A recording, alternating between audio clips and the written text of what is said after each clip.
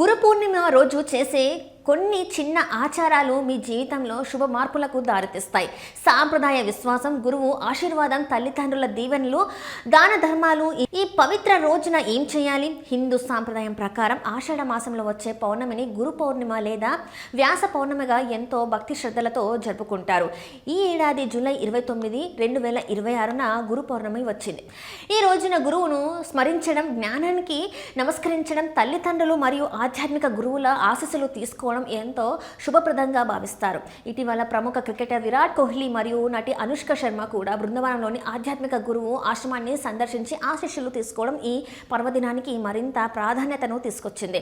పురాణాల ప్రకారం గురు బ్రహ్మ, గురు విష్ణు, గురుదేవో మహేశ్వర అనే భావన ఎంతో గొప్పది. అంటే గురువును దైవం స్వరూపంగా భావించి గౌరవించడం భారతీయ సంస్కృతిలో ఒక విశిష్ట సాంప్రదాయం. ఈ రోజున మీకు విద్య నేర్పిన గురువులకు లేదా జీవితంలో మార్గదర్శకుడిగా ఉన్న వ్యక్తికి మీ శక్తి మేరకు ఒక చిన్న బహుమతి ఇవ్వవచ్చు.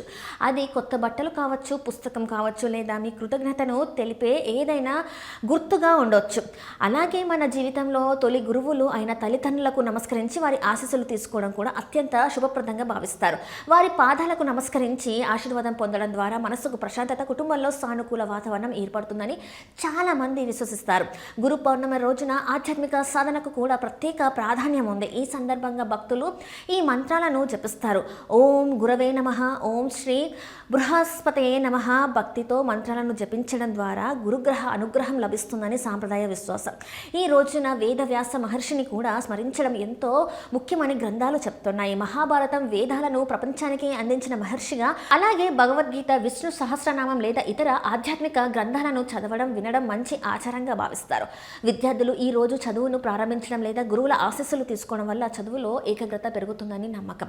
ఇక ఈ పవిత్రమైన రోజున మీ సామర్థ్యానికి తగ్గట్టు పేదలకు అన్నదానం, వస్త్రదానం లేదా విద్యకు సంబంధించిన సహాయం చేయడం కూడా ఎంతో పుణ్యకార్యంగా పరిగణిస్తారు.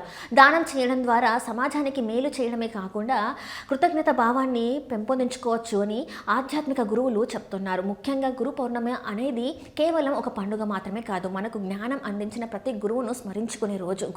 గురువుల పట్ల గౌరవం, తల్లిదండ్రుల పట్ల కృతజ్ఞత, సేవాభావం, దాన ధర్మాలు వంటి విలువలను ఆచరించేందుకే ఇది ఒక మంచి సందర్భం.